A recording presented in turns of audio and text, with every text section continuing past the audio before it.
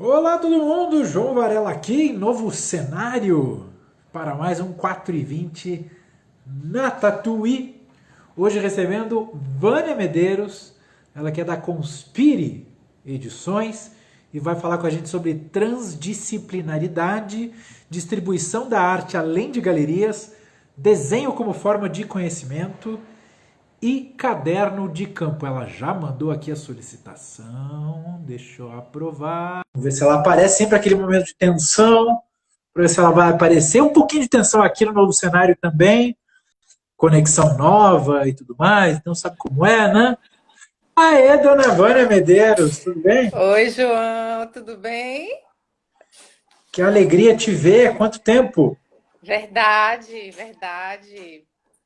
Que beleza, que beleza. Saudade, né? Saudade da banquinha, saudade daquela encruzilhada ali boa da banca Tatuí, dos encontros, mas enfim, é o que temos. É o que temos. Vamos para esse encontro virtual, então, né, dona Isso. Vânia? Ô, Vânia, enquanto o sinal se espalha pelas redes do Pera aí, Zuckerberg, tá, ó, deu uma picotada. deu uma picotada, é. Opa, se ficar ruim, ruim do tipo intragável, eu volto para o cenário antigo, tá? Me avisa. Se Tá ficar ruim, certo. pode ser problema meu aqui. Mas enquanto o sinal se espalha pelas redes do Zuckerberg, deixa eu dar dois recados importantes. O primeiro deles, na próxima terça-feira, na Sala Tatuí, a gente vai se reunir no Terapia Literária para discutir o conto Marília Acorda, deste livro aqui, o Amora, da Natália Borges Polesso. O conto vai ser disponibilizado gratuitamente para quem se inscrever pelo Eventbrite, lá da Sala Tatuí. Então é uma reunião por meio do Zoom, que a gente faz uma espécie de clubinho literário rapidinho de um texto rápido de uma grande autora. E aí, Bacana. reunião oficial e de um livro inteiro vai ser este livro aqui, no dia 18 de agosto, olha, para ser terça-feira, é, Tornado a Palestina, da Lina Meruane. Eu não li ainda, vou ler para o clube, mas já vi aqui que é um relato da autora, que é chilena, buscando as origens da sua família, portanto, tornar-se palestina no Clube Tatuí de Leitura. Pronto, Maravilhoso. recados dados. Ô, dona Vânia, já que a gente está com saudade de se encontrar, de encontrar os leitores, encontrar o público e tudo mais, eu vou mostrar aqui algumas publicações e aí faz de conta que eu cheguei na sua banquinha e te perguntei como é que é o seu trabalho. Sabe aquelas perguntas? Quem é Sei. você? Sabe? Fala, Desavisado. avisado. Cheguei agora. Olha, opa, gostei disso aqui. Me conta qual é a sua proposta artística, dona Vânia Medeiros, enquanto eu mostro aqui. Bom, deixa eu ver se eu consigo sintetizar. Minha proposta meu canal de comunicação no campo da arte, ele é através do desenho, né? Mas o desenho, para mim, ele começou como um lugar de investigação pessoal, né? De investigação de linguagem minha, mas ele acabou se tornando um processo que envolve outras pessoas. No fundo, o desenho acaba sendo uma isca para mim, tanto para me reunir com pessoas, tanto para criar situações de pesquisa de universos, quanto também para o desenho como um objeto de arte, enfim. O desenho, para mim, ele vai permear, vai ser, digamos assim, essa isca onde eu faço as minhas pesquisas, onde eu me encontro com pessoas. O desenho acaba. E isso aí, já puxando o link da transdisciplinaridade que eu tinha falado para você, eu acho que o desenho, para mim, acaba sendo um canal por onde eu entro também para outras áreas, né? Do Uhum, conhecimento. Então, é um pouco isso. E o livro acaba sendo o suporte no qual esse desenho, que é gerado a partir de diversas situações, né? tanto pessoais quanto relacionais, o livro acaba sendo o suporte onde esse desenho acaba sendo polinizado, né? Vamos dizer. Eu gosto de usar a palavra polinizado, que é quando ele ganha mundo e vai ter seus próprios encontros, né? Para além daquilo que eu tinha previsto. Você falou no desenho como uma espécie de porta de entrada para você trafegar por outras linguagens. Fala um pouquinho dessa porta de entrada. Como é que o desenho dialoga com as outras linguagens? O que o seu desenho absorveu já de outras linguagens? Como é que acontece essa adaptação? Você já teve, e se puder falar de algum experimento que eventualmente não deu muito certo, que tentou levar o desenho para um campo que acabou tendo que recuar? Enfim, conta um pouquinho dessa sua viagem em termos de linguagens artísticas. Viagens no tempo, né? Enquanto eu vou mostrar outro trabalho, viu? Vai falando aí. Tá certo. Bom, o desenho como porta de entrada, ele vem muito, João, para mim, enquanto desenhista, enquanto alguém que investiga o desenho desde um lugar pessoal como artista, né? Eu parto daí. Eu parto, na verdade, lá no comecinho, a minha formação universitária, primeira, né? Ela é uma formação em jornalismo, então o texto acaba sendo de onde eu parto e eu acabo começando a ilustrar e a desenhar a partir de textos, né? E muito ligada à cultura do impresso mesmo. A cultura do livro, do jornal, da revista, né? Então esse universo sempre foi para mim um canal de entrada para o meu desenho, né? Só que esse desenho, eu fui investigando a minha própria linguagem, ela ganhou uma série de contaminações aí a partir das minhas vivências. E eu comecei uma prática docente, né? Uma prática de dar aula, de criar oficinas de desenho, e isso acabou influenciando de forma muito grande a minha própria prática como desenhista e começou a me causar interesses nessas situações de pesquisa comum, situações nas quais nos juntamos para gerar um arquivo comum de imagens em cima de determinados temas. Eu acho que o trabalho, a porta de entrada é muito por aí, né? E como isso influencia meu próprio desenho, influencia de forma total, né?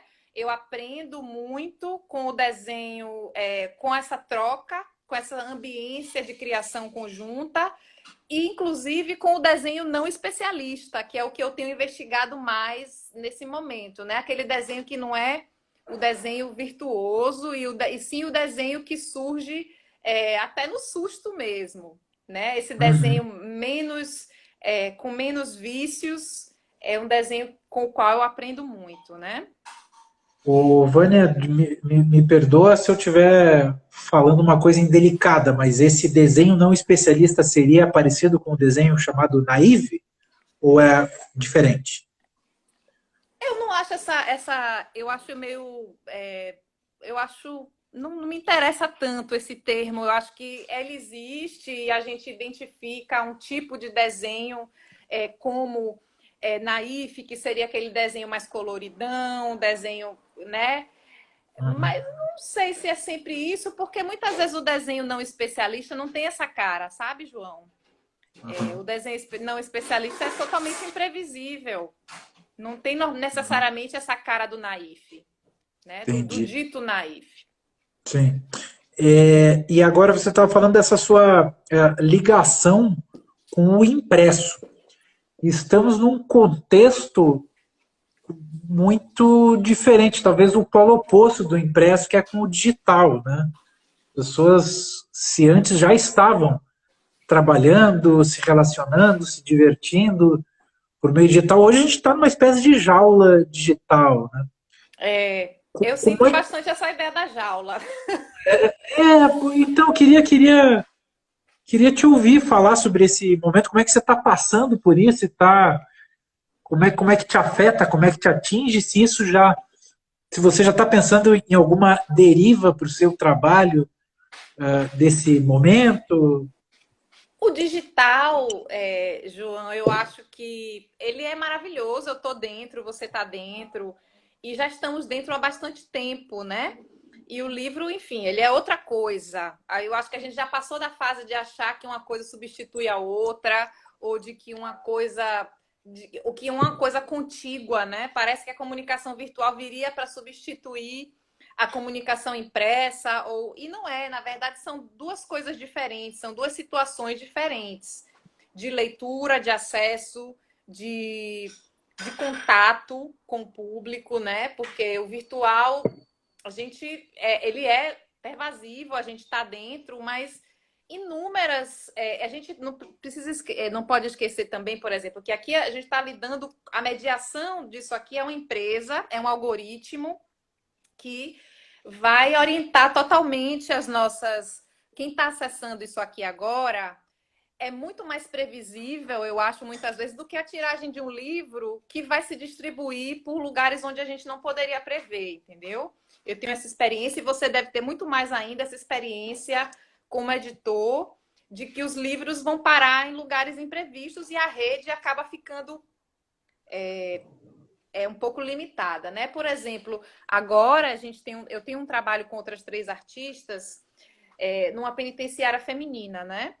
E lá não tem internet, por exemplo, não existe o virtual. E não é uma população pequena. E existem vários grupos sociais, tanto ligados a situações de precariedade, enfim, e não só, que não têm acesso às redes, né? Então, o livro, nesse sentido, ele é a única forma de comunicação, de contato, né? De aprendizado, de acesso à informação.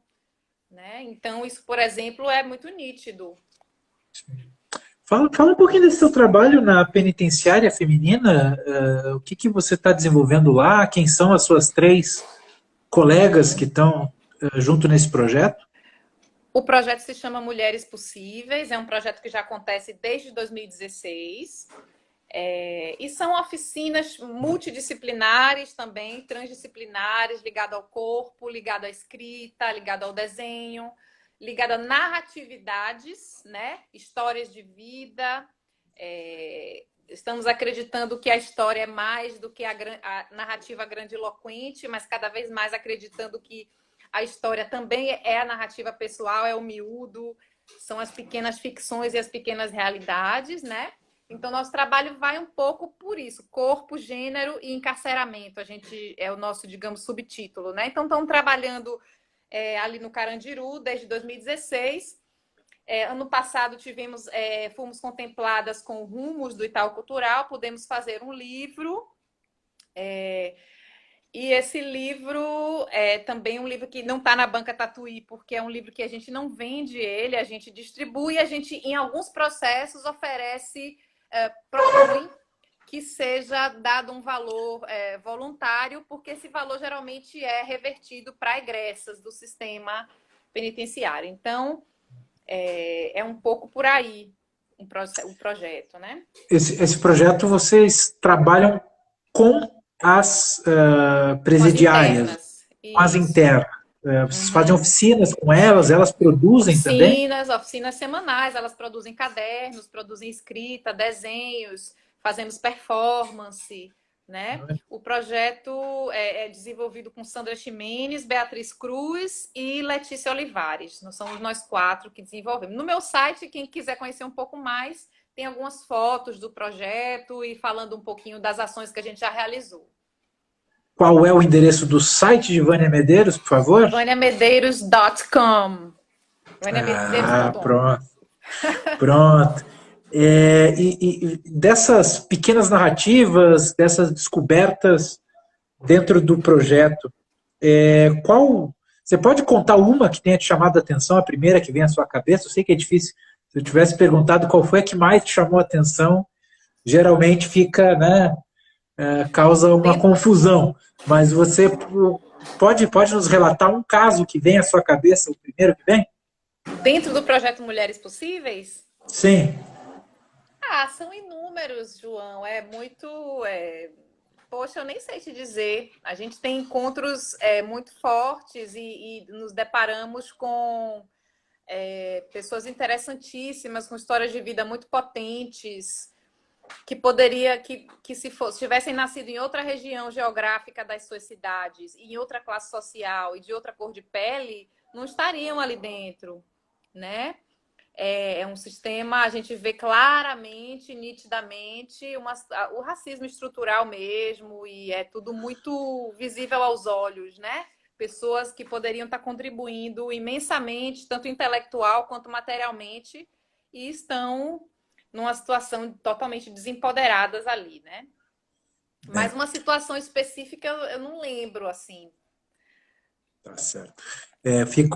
Fica a recomendação, não sei se você já leu, ou para quem está nos assistindo e tem o interesse, tem um livro chamado Desterros, da Natália Timmerman, que vai falar bastante sobre o sistema penitenciário, mais especificamente do ponto de vista do hospital do sistema Olha, penitenciário, e ela vai falar sobre como uma estrutura total que é o sistema penitenciário, enfim, é uma coisa bem. Desterros. Desterros, de Natália Timmerman, uma médica que fez um relato de muito impacto, que até hoje ressoa na minha cabeça, foi publicado pela editora Elefante. Recomendo muito a leitura. Legal. Passando para o outro tópico, e que no final das contas acaba tocando no que você falou. A gente está falando de um local inusitado para se criar arte, né? Como é uma cadeia, mas o seu segundo tópico é a distribuição de arte além das galerias, ou seja, além do espaço que a gente entende como o espaço Tradicional ali, tradicional, né? né? O que a cabeça nos leva, o primeiro lugar a se pensar na galeria. Que alternativas você vê em termos de distribuição de arte, Vânia? Eu penso muito isso, João, tendo em mente, por exemplo, lugares como a Banca Tatuí. Eu sou muito, eu acho, não é, eu gosto sempre do ir, né? Não é uma coisa ou outra, ou uma coisa em detrimento da outra, né? Mas, por exemplo, na minha história enquanto artista visual, o suporte do livro, olha a RV Cultura e Arte aí com o Ai, olhinho assim, olhando. com a linha arregalada, hein? Aliás, deixa eu aproveitar o comentário da RV para registrar que a Érica Ilustra, enquanto a gente estava falando do seu trabalho das Mulheres Possíveis, ela disse que estou vendo as fotos, trabalho lindo. Ela comentou Legal, isso. legal, Érica. A Érica tem um trabalho maravilhoso também de ilustração, trabalho com calçados e maravilhosa.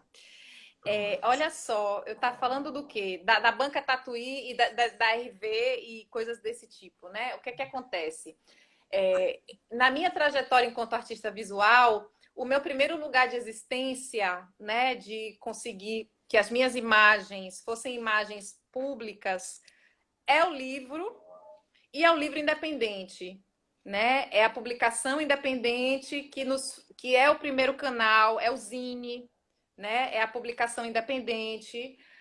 E lugares como a Banca Tatuí, como foi a Feira Plana, são lugares que potencializaram imensamente essa produção e que nos mostraram que é possível espaços de circulação para além do institucional, né? Através desse processo também que a gente encontra esse lugar no mundo, o institucional também acaba surgindo de uma forma da qual a gente não fica dependente, né? Eu acho que a nossa relação com a galeria, com a editora formal, quando a gente descobre também um caminho dentro do independente, é uma relação mais saudável, é uma relação mais interessante, né? Então, quando eu penso em distribuição da arte para além das galerias, eu estou pensando na criação de uma comunidade de produtores que se apoiam mutuamente, que eu acho que é o que a Banca Tatuí vem fomentando, né?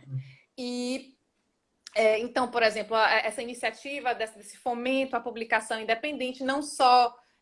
Eu acho que a comunidade da arte, aí eu digo especialmente das artes visuais, ela é muito sem liga, entendeu? As pessoas você não consegue criar muito um sentido de comunidade, só em situações específicas, assim. É tudo muito ligado ao institucional, muitas vezes, é ao museu, é à galeria. Então, eu acho que a gente criar partir para pensar esses lugares como lugares também de distribuição de a arte nos seus diversos suportes, eu acredito muito, enfim, né? Você vê alguma razão específica para a comunidade de artes visuais não ter essa liga que você relata enxergar, por exemplo, nas publicações independentes? O que faz o pessoal das artes visuais não ter esse senso de comunidade do teu ponto de vista, Vânia? O capitalismo. Para ser Capitalismo. bem, o capitalismo, Porque... o mercado. O mercado que não é o campo da arte, tá? O mercado não é e se confunde com, né? A gente acaba tendo... Eu gosto muito das falas de Ricardo Basbaum, quando ele fala da hiperinstitucionalização, às vezes como uma forma de domesticação dos trabalhos. A gente quer as instituições, mas a gente não pode... As instituições ela tem que estar para à mercê de nós e não acima, entendeu? A instituição tem que ouvir a comunidade e a comunidade artística. Então, é super complicado isso que eu estou falando e é algo estrutural, né? Mas eu acho que a gente precisa pensar em que é que a gente está autorizando a legitimar os trabalhos, né? Os trabalhos precisam... O valor dos trabalhos acaba sendo muito capturado por uma ideia de mercado, assim, né? E como sair disso, eu não sei, mas é uma coisa totalmente ligada ao sistema capitalista. Mas fala um pouquinho dessa hiperinstitucionalização. Eu não sou ligado ao meio das artes visuais, então eu fico um pouco perdido nessa conversa. Mas quando você fala de hiperinstitucionalização, por exemplo, você está falando dos curadores, dos grandes eventos, ou seja, da necessidade dos artistas terem um selo de qualidade, um diploma. É complicado isso, mas acaba atingindo todo mundo, né? No meio do livro, eu vejo, às vezes, pessoas fazendo sacrifício. Eu estou tentando domesticar a minha língua para não dar nome aos bois. Fala tudo, mas, depois que a Nádia picou o rapaz, a gente pode sair soltando. Pode. Mas certos prêmios literários que o pessoal faz um sacrifício enorme, ou pedidos de reconhecimento de instituições, frustração por não ser convidado oficial de um evento ou outro.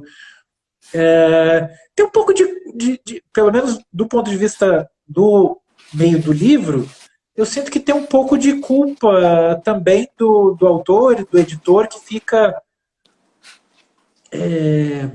iludido, seduzido, talvez, pelas instituições, né?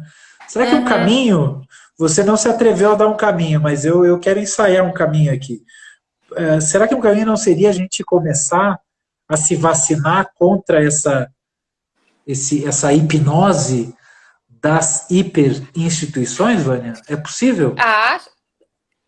Tem que encontrar a vacina, né? O momento é das vacinas, né? Mas eu acredito que sim, João. Eu acho que, como você muito bem colocou, eu acho que o problema não é só do campo das artes visuais, não. É um problema dos sistemas culturais, dos sistemas... A gente confunde as dinâmicas culturais com situações que são capturadas mesmo pelo mercado, enfim. Que a gente precisa ter uma relação um pouco mais empoderada com o mercado, né? Para a gente não ficar à mercê. E eu acho que aí é a gente criar comunidade de sentido e de apoio mútuo. Enfim, eu estou falando coisas abstratas, não estou apresentando soluções, mas,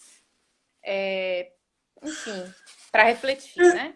Mas o primeiro passo é fazer esse diagnóstico, né? A gente reconhecer o problema, né? A gente está vendo aí um monte de gente negando problemas evidentes e está vendo no que dá. Comentário do @zex_art. Eu leio os comentários aqui porque, infelizmente, alguns comentários se perdem quando o vídeo é passado para o YouTube e para o Instagram, ou fica fora de sincronia, enfim. Então, fica o convite para você vir aqui sempre, quintas e segundas, às 4h20, sempre tem uma pessoa, um convidado especial, como é o caso de hoje com a Vânia Medeiros aqui. Então, @ZexArt colocou o seguinte: o circuito da arte é classista e este é um tabu. E ai de quem realmente toca nessa ferida. É quase que um alerta para você, Vânia Medeiros. Não toque nessa Verdade, ferida. verdade. E volto a dizer, a gente quer as instituições, sim, a gente quer o apoio institucional e toda essa rede, que é super importante, da gente também lutar para que essa rede se fortaleça, ainda mais num momento bizarro que a gente tem de políticas públicas, mas enfim, buscar relações também mais saudáveis dentro disso tudo, né?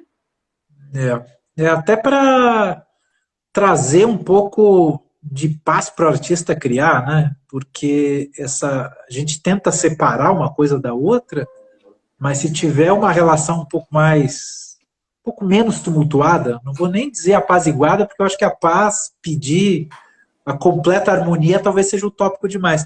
Mas se for uma coisa um pouco mais tranquilizada, dá espaço para o artista criar, que é o que ele sabe fazer, né? Me parece. Dona Vânia, o seu terceiro tópico aqui, na verdade, foi o que, né, começou mais ou menos a conversa: desenho como forma de conhecimento. E pela a formulação da sua frase aqui, a primeira coisa que me veio à cabeça, e de novo pode ser uma ignorância total minha, mas eu estou aqui para expor as minhas ignorâncias também e reconhecer elas. Quando você faz um desenho, tem uma relação diferente com aquela imagem, com aquele objeto, com aquela coisa, com aquela visão, diferente de uma fotografia, por exemplo. Você tem um trabalho, um labor ali completamente diferente do ato da máquina ali, registrar e capturar aquele frame, congelar, né? Desenvolve um pouquinho para a gente, então, sobre como é que o desenho ele consolida esses conhecimentos, né, e que inclusive estão na sua série Férias, né, o zine que você desenha paisagens e fotografa elas. Sim. Total, assim, a coisa do desenho como forma de conhecimento tem várias reflexões sobre isso, né? Tem até um livro que eu gosto muito, que me inspirou muito a fazer, inclusive, o trabalho Caderno de Campo. É um livro de Michael Tossing, que ele fala o seguinte: quando você faz uma foto, você tira uma foto. Então, em inglês seria take a photo, né? Take a photo, né? E desenho é um making, é um fazer. Então, você vai... É algo que... O desenho é um processo construtivo, né? E a fotografia, claro, não é questão de hierarquia, o desenho ou a foto, não é esse tipo de comparação, mas são naturezas diferentes, né? São naturezas distintas. E o desenho, ele envolve, com certeza, um tipo de observação muito particular, de uma natureza muito particular, e que nos muito, digamos assim, é muito subestimada, né? A grande maioria das pessoas só desenha na infância quando desenha na infância, né? E muita gente não teve nem a oportunidade de desenhar na infância. Então, a escrita, ela é o canal hegemônico para a gente criar conhecimento. E a gente está vivendo na era da imagem, né? Total. Então, eu acho que a gente refletir sobre imaginário, né? Imagens, a gente fala tanto de decolonial e de como a gente repensa os padrões estruturais, estruturantes aí da nossa mente colonial.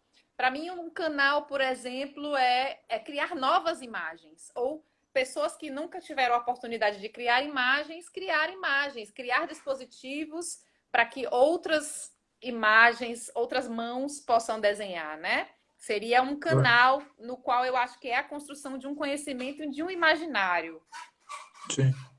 Não, e até você falando da escrita como canal hegemônico, me lembra que até hoje muita gente acha que livro que tem desenho, às vezes tem desenho e texto e tudo, mas que quando tem desenho e texto parece que até diminui a obra, pelo menos do ponto de vista, né?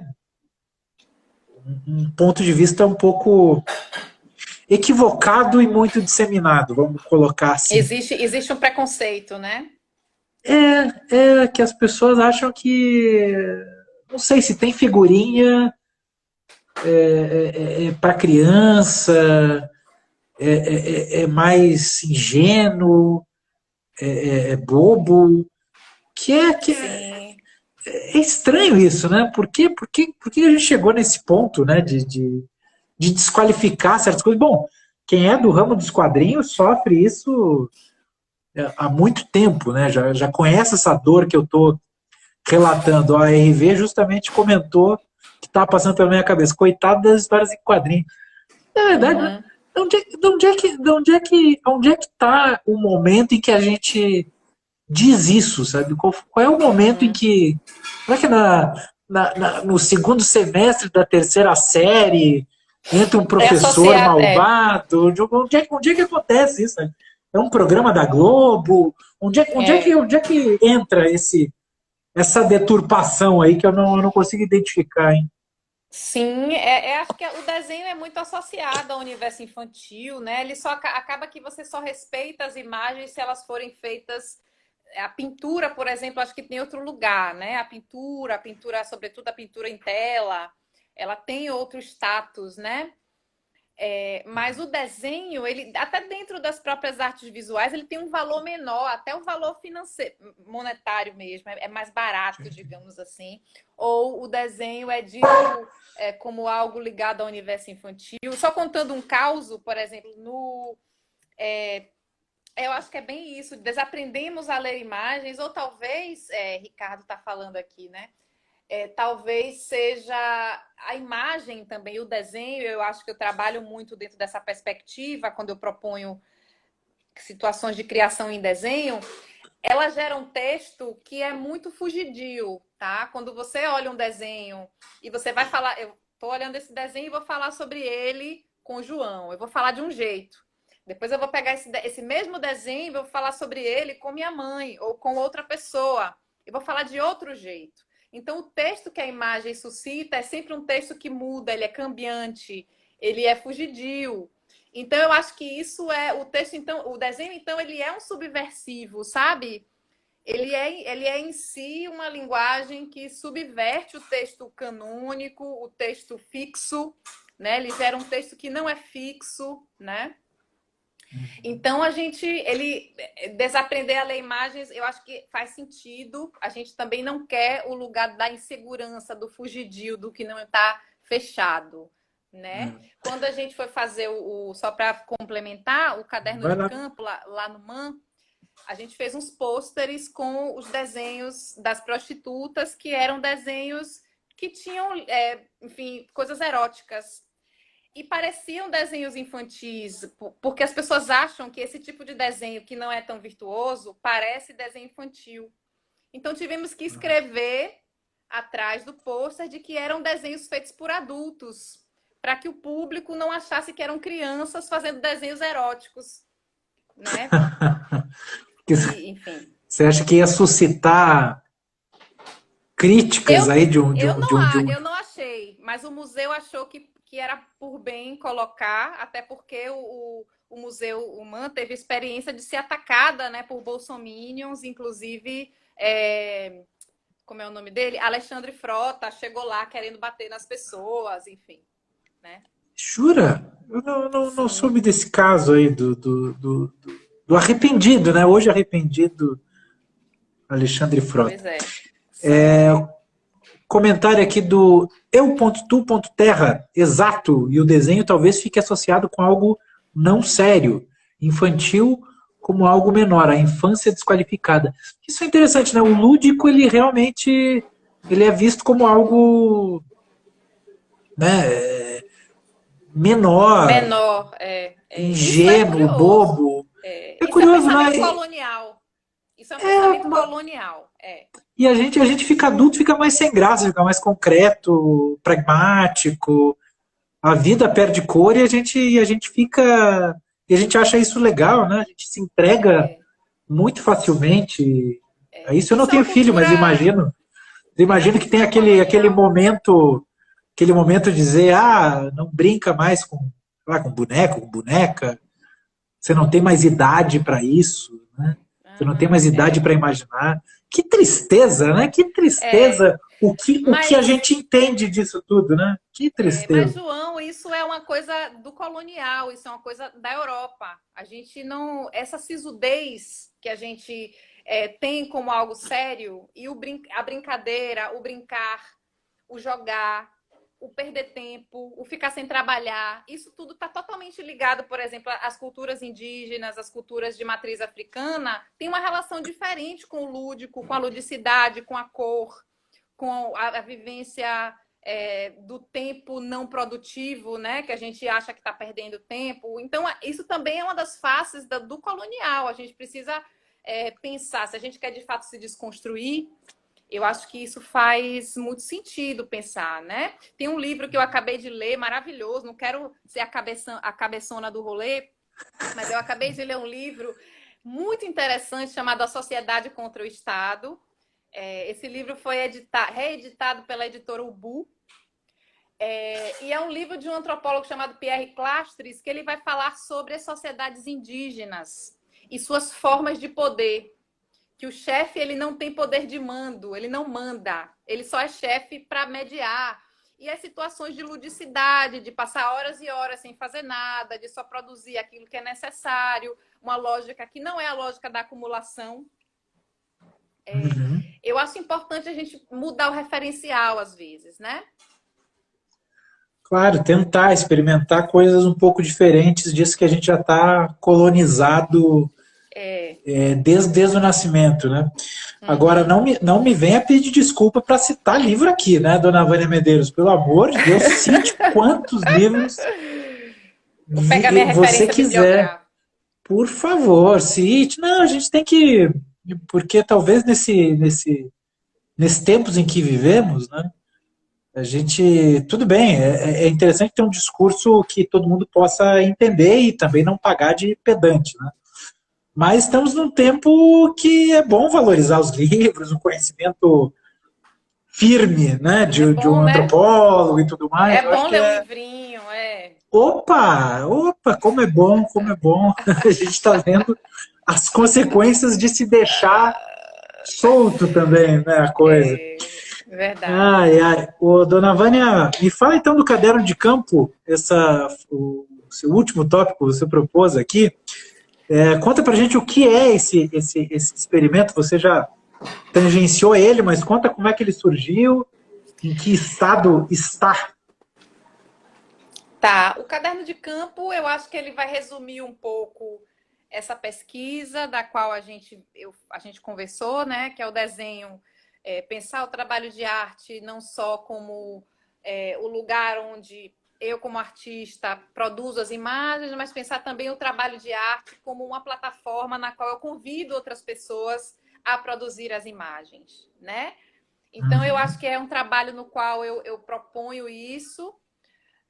Proponho isso dentro de um contexto que, para mim, ficou. Eu uso um termo do arquiteto Sérgio Ferro, que é a zona de sombra. Ele diz: esse trabalho começou com trabalhadores da construção civil, né? Uhum. E, e Sérgio Ferro, que é um arquiteto, pesquisador, ele diz que o canteiro de obras é a zona de sombra da história da arquitetura. Ou seja, parece que a história da arquitetura é a história das formas arquitetônicas, das conquistas arquitetônicas, do grande racional versus a natureza, e fica por aí. E o canteiro, as relações de trabalho, que são muito complexas e muito intensas, né, na construção, elas ficam completamente na zona de sombra. Ninguém reflete sobre elas. Isso é Sérgio Ferro, tá? Então essa imagem ficou na minha cabeça. Então o caderno de campo acabou virando um dispositivo, acabou virando uma plataforma na qual eu procuro trazer grupos que eu estou considerando que estão nessa zona de sombra, que as imagens produzidas por esses grupos são sempre por terceiros, né? Ou seja, começou com os trabalhadores da construção, depois eu fiz com prostitutas, né? Então, são desenhos, na verdade, esse trabalho se constitui de uma coleção de desenhos. O trabalho é uma situação na qual todos são convidados a produzir e ele tem o livro como um lugar muito central desse trabalho. Né? O livro não interessa apenas a situação expositiva desses desenhos, interessa esses livros que são verdadeiros facsímiles mesmo dos desenhos, porque a ideia é polinizar esses desenhos mesmo, a ideia é que esses desenhos circulem e sirvam como meio de conhecimento dessas realidades, né? E eu tenho retornos muito interessantes de pessoas de diversas áreas sobre esse trabalho, não só pessoas do campo das artes também, mas de todas as áreas possíveis que têm relação com esses grupos, ou, enfim. E é um pouco esse lugar, né? O Caderno de Campo 2 está disponível na Banca Tatuí, para quem tiver interesse. O Caderno de Campo 1 está esgotado. Mas pode ser baixado pelo meu site também, no site do Contra Condutas, na verdade. E então eu acho que é um pouco o lugar onde eu pude experimentar esses atravessamentos todos que a gente vem conversando aqui, né? Sim, sim, sim. Não, e que trabalho interessante e que termo impactante, zona de sombra, né? Não à toa ficou Sérgio Ferro. na sua cabeça. Mas você está cheio de termos marcantes, viu, Vânia? Eu vou sair daqui falando de texto fugidio, que o desenho é texto fugidio, coisa maravilhosa. Hiperinstitucionalização, tô anotando aqui e aprendendo Isso é muito. Basbaum. Ah, tá vendo como Eu a gente cito a aprende? Que fonte. legal. Por favor, por favor. Deixa eu registrar aqui alguns comentários que chegaram. Obrigado a todo mundo que está. O pessoal está muito ativo aqui, não vai dar para ler todos, mas enfim. O Maurício Bispo diz que o lúdico é visto como um exercício da realidade, como se na infância a gente treinasse para ser adultos. E a Esther Camisa diz: eu amo desenho, valorizo muito, acho que trabalha com o nosso imaginário de forma mágica e tem 52 anos, saudades da Banca Tatuí. São alguns dos comentários que estão sendo feitos aqui na nossa live. Chegou mais um aqui do Lau Bordando. @Lau Bordando. Conheci o seu trabalho através da Flávia Bonfim.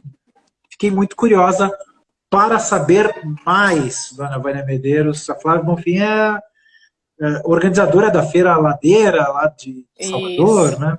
Querida Eu estou falando lá de amiga. Salvador, mas, querida Eu minha, tô em você está em São Paulo ou está em Salvador? Está em Salvador. Então, Eu aí vim de para cá, Salvador.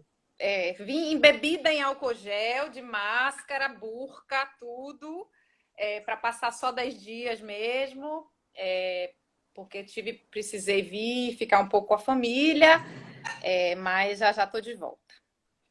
Aí é bom esse afeto familiar aí para carregar a pilha, carregar a bateria. Né? Imagino que Total. a gente precisa também cuidar dessa parte aí. Mas falando sobre o Caderno de Campo 2, então, que é o das prostitutas, né? Com quantas você se envolveu? O trabalho de quantas deu origem ao Caderno de Campo 2? O Caderno de Campo 2, ele tem 7 participantes, né? 7 colaboradoras, assim como o primeiro, né? E todas elas, nós fizemos um processo no qual eu nunca tive relação com esse universo, né? Eu nunca me prostituí também, enfim. E eu era uma coisa totalmente alheia ao meu universo, então nós fizemos panfletos, né? Esse trabalho teve o apoio de Silvana Olivieri, através do projeto Mulher Dama, um projeto que foi feito aqui em Salvador. Então, é sempre uma incógnita, né? Como é que a gente vai chegar e propor para as pessoas participar de um projeto como esse? Será que alguém vai topar? Será que a gente vai no boca a boca? E acabei fazendo um panfleto, distribuí em algumas áreas que a produção do projeto Silvana tinha mapeado já, né? e recebemos algumas pessoas interessadas que começaram a escrever para a gente e interessadas nisso que era inicialmente chamado de oficina de desenho, mas não é uma oficina de desenho, eu não ensino nada, absolutamente nada. Então foi isso, foi um processo de um mês, muito intenso, de muito aprendizado, de muita quebra de clichês e de preconceitos da minha parte, né? Sobretudo. E, enfim, Você, você bem legal. pode, você pode falar de um preconceito que você perdeu, que foi quebrado durante essa sua experiência? O preconceito clássico das feministas de que a prostituição é um tipo de exploração necessariamente das mulheres, né? Acho que existe esse contexto, é um contexto que é muito forte, né? A gente vive a cultura do machismo, a cultura do estupro, a cultura da exploração feminina, mas existe muito, de forma muito nítida também, isso como uma escolha, como um trabalho que é realizado, né? E existe toda uma rede sobre isso, rede de apoio, existe inclusive sindicato, né? E Olha vi só. pessoas. Sim, existem associações, sindicatos. Então, existe uma comunidade dentro disso. E vi pessoas muito mais insubordinadas e muito mais conscientes das suas próprias vidas e das suas formas de viver do que vi em outros meios, né? Então, acho que foi isso. Foi a experiência de conhecer um modo de vida o qual eu não conhecia, né? Tá certo. E eu acho que o livro, espero que o livro traga também um pouco isso para quem tiver o acesso a ele, né? Legal. Bom, a gente está falando de figuras marginalizadas, né? Prostituta, a gente falou antes das internas, né? Do sistema carcerário, a gente falou dos trabalhadores aí da zona de sombra, e falamos também da sua família. Quando você relata para sua família esses seus projetos, as suas buscas, pesquisas, eles não ficam preocupados, não ficam te dizendo, Vânia, eu acho que você está indo longe demais. Não, só quem está indo longe demais é Pablo Vittar. Eu tô ainda no normal. Não, acho que é normal, João. A gente fica achando que esses encontros com alteridade, e assim, não é só a questão do marginalizado, não. Eu me relaciono com todo tipo de gente. É, enfim, acho que é muito natural. É tudo muito natural a gente se relacionar com as pessoas. Claro, que bom de ouvir isso. Dona Vânia, daqui a pouquinho a gente vai ser expulso pelo Zuckerberg, e quase que uma tradição infeliz destas lives aqui é que começa um contador e esse contador ele está em 30 segundos, mas ele para no 15. Não, é horrível, mas por isso que eu quero te dar tempo, tranquilidade, antes que o contador surja, para você falar alguma coisa que eu não te perguntei, algum recado, alguma mensagem, aproveitar assim com muita tranquilidade, sabe, para falar disso. Enquanto você pensa nisso, eu vou ler aqui o comentário da Marla Rodrigues 049, Marla Rodrigues 049, que falou Marla, o querida. seguinte: o trabalho da Vânia nos ensina a ampliar a visão e o acesso a partir da linguagem do desenho. Muito aprendizado sobre as possibilidades de extensão de linguagens com as quais cada um se identifica. Tá aí, obrigado, Marla, por estar assistindo e nos acompanhando. A Letícia Obrigada, Molivares Marla. coloca mulher inspiradora. Maravilhosa artista. Letícia é minha parceira no projeto Mulheres Possíveis, maravilhosa, Maravilha. Bom, inspiradora. deixa o espaço aberto para você aí, Vânia. Eu não sei, eu quero agradecer mais uma vez a oportunidade de estar partilhando, que eu considero você, Cecília, a Banca Tatuí, essa iniciativa, como sempre foi um espaço para mim de desenvolvimento de pensamento, desde a residência também, a distribuição dos livros. E agradecer demais a vocês por criar essa rede, que é tão importante. Agradecer a todo mundo que esteve aqui ouvindo essa conversa, mandar muitos beijos. E é isso. Dizer que Legal. seguimos aí nas trocas. É isso aí, dona Vânia Medeiros. Muito obrigado por ter participado aqui no 4h20 na Tatuí. Próxima segunda-feira, a gente vai ter a participação de uma pessoa que nos assistiu aqui, do Ricardo Luiz Silva, o @por onde o homem anda, ou por ponto homem anda. Ele vai estar aqui com a gente, Ricardo, conversando. Sim. Ricardo, um amigo, escrevi até um texto para o livro dele, coisas que... vixe, vai me fugir o título. Das coisas que estão em esquinas. Das coisas que estão em esquinas. É maravilhoso. Já consigo visualizar sobre o que é esse projeto, sobre as fotos e tal. É sensacional o trabalho dele. Então, fica o convite para você acompanhar. Se não tiver disponível segunda-feira às 4h20, fica gravadinha no YouTube, no IGTV, e eventualmente vira o podcast Papo Tatuí. É isso. Vânia, obrigado. Um beijo. Grande. Manda um beijão para toda a família aí. Tchau. Obrigada. Beijo para Cecília e todo mundo aí. Mandarei.